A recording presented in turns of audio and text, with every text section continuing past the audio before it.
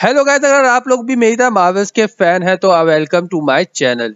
वैसे ये चैनल मैंने क्रिएट करा है आप लोगों को मार्वल्स के बारे में डिटेल्स बताने के लिए, ब्रेक डाउन्स करने के लिए, ट्रेलर ब्रेक डाउन्स के लिए, मूवी रिव्यूज के लिए, डिटेल्स के लिए, हिडन डिटेल्स के लिए। लेकिन ये अभी मेरा इनिशियल फेज है, तो मैं क्यों ना आप लोगों को सबसे पहले मार्वल्स की सीक्वेंस के बारे में ही क्यों ना बताया जाए। तो सबसे पहले बात करते हैं मार्वल्स के फेज 1 की, जिसको हम इंट्रोडक्शन फेज भी कहते हैं। इसके पीछे ये वजह है कि इस फेज के अंदर हमें द ओरिजिनल 6 एवेंजर्स को इंट्रोड्यूस करवाया गया और उनकी एक कंबाइंड मूवी भी देखने को मिली। ये फेज टोटल 5 साल चला और इस फेज के अंदर हमें टोटल नंबर ऑफ मूवीज जो देखने को मिली वो थी 6, जिसमें 2008 में हमें 2 मूवीज देखने को मिली, आयरन मैन और द इनक्रेडिबल हल्क। 2010 में द आयरन मैन 2 देखने को मिली। 2011 में फिर हमें 2 मूवीज देखने को मिली, थॉर और captain America the first Avenger. और 2012 में ही हमें देखने को मिली इन सब का कंबाइंड वर्जन, जिसमें इन सब मूवीज को कनेक्ट कर दिया गया, वो थी दी एवेंजर्स।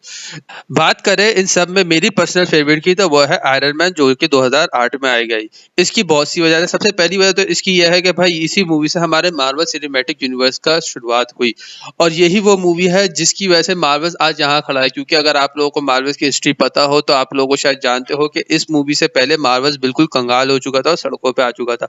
मतलब यही वो मूवी है जिसके ऊपर उन्होंने सट्टा खेला, अगर ये मूवी डूबती तो आज हमें ये सारी मूवीज, हमारी इन्फिनिटी वॉर, एंड गेम देखने को मिलती ही नहीं। मतलब यही वो मूवी है जिसकी वजह से आज मार्वल यहाँ पहुंचा हुआ है। तो भाई एक तो ये वजह, और सब दूसरी बात अपना टोनी स्टार्क यार, वो मतलब वो बंदा नहीं होता तो मेरे को तो नहीं लगता कि किसी कोई और बंदा उससे अच्छा आयरन मैन का कैरेक्टर प्ले कर सकता।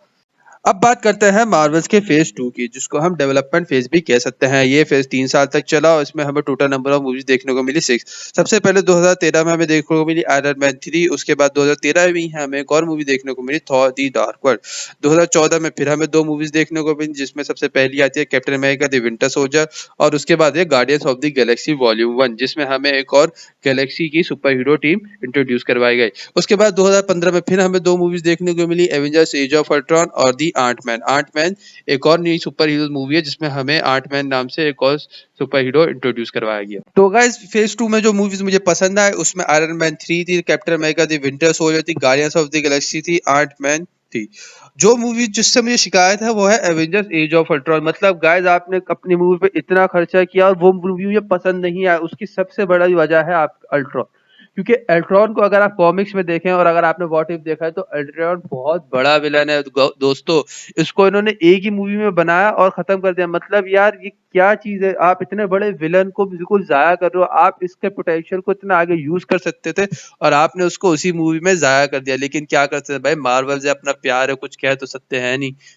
चलिए दोस्तों, अब बात करते हैं मार्वल्स के फेज 3 की, जिसको मैं मार्वल्स का आइकॉनिक फेज भी बोलूंगा। ये मेरे लिए आइकॉनिक इसलिए क्योंकि इसके अंदर हमें दिखाया गया कि किस तरीके से एवेंजर्स आपस में लड़े, टूटे, बिखरे, लड़े, हारे, फिर एक होके फिर जब लड़े और जो जीते तो क्या ही जीते।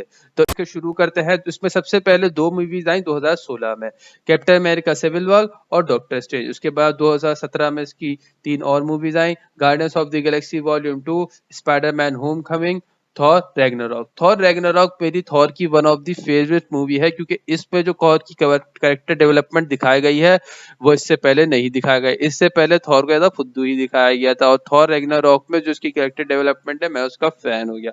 उसके बाद मूवीज आई 2018 में 3 movies I, black panther, Avengers infinity war, Ant-Man and the wasp. उसके बाद 2019 में फिर इनकी 3 movies I, captain Marvel, Avengers end game and Spiderman far from home. इस फेज के हमें मार्वल्स के 4 बड़े और मजबूत सुपर हीरोज दिखाया गया, जिसमें सबसे पहले पे आया डॉक्टर स्ट्रेंज, उसके बाद स्पाइडरमैन हमारा पहली दफा एमसीयू में आया, और उसके बाद ब्लैक पैंथर और कैप्टन मार्वल। इन सब में जो मेरी पर्सनल फेवरेट है वो है हमारा ब्लैक पैंथर, जो कि दिलों में रहता है, और हमारा स्पाइडी।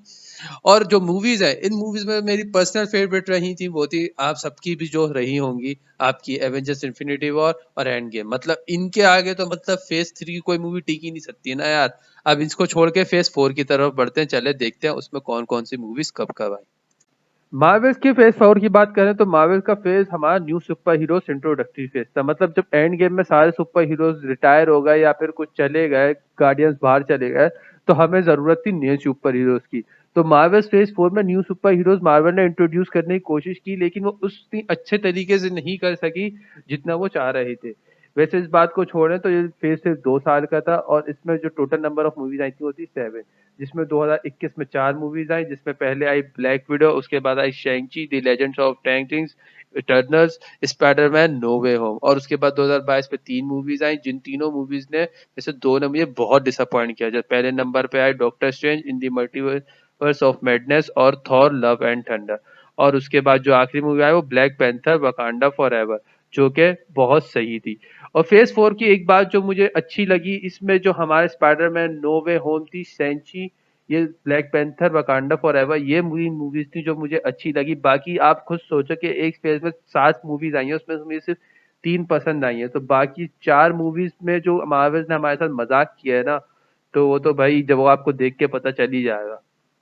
उसके बाद जो बारी है मार्वल की फेज 4 की, जो हमारा प्रेजेंट फेज चल रहा है, इस फेज को हमें मल्टीवर्स फेज भी बोलते हैं, मतलब मल्टीवर्स रहेगा, क्योंकि इस फेज में हमें मल्टीवर्स को सही से एक्सप्लोर करके दिखाया जाएगा। इसमें जो फाइट्स होंगी वो हमारी मल्टीवर्स लेवल की फाइट दिखाई जाएंगी, तो मार्वल का फेज 4 बहुत ही खतरनाक जाने वाला है। तो फेज 4 में अब तक 2 मूवीज आ चुकी हैं, जिसमें 2023 में हमारी 2 मूवीज आई हैं, आंटमैन एंड द क्वांटमिनिया और guardians of the Galaxy volume 3, जिसमें से आंटमैन ने तो इतना कुछ खास परफॉर्म करा नहीं जितने हमें उस पर एक्सपेक्टेशन थी, लेकिन गार्डियन ऑफ द गैलेक्सी हमारी उम्मीद से ज्यादा अच्छी परफॉर्म कर गई।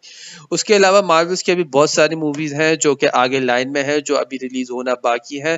तो अगर आप चाहते हैं कि मैं उन मूवीज के ऊपर बात करूं, उनकी रिलीजिंग डेट के ऊपर बात करूं, तो आप मुझे कमेंट सेक्शन में जरूर लिखिएगा।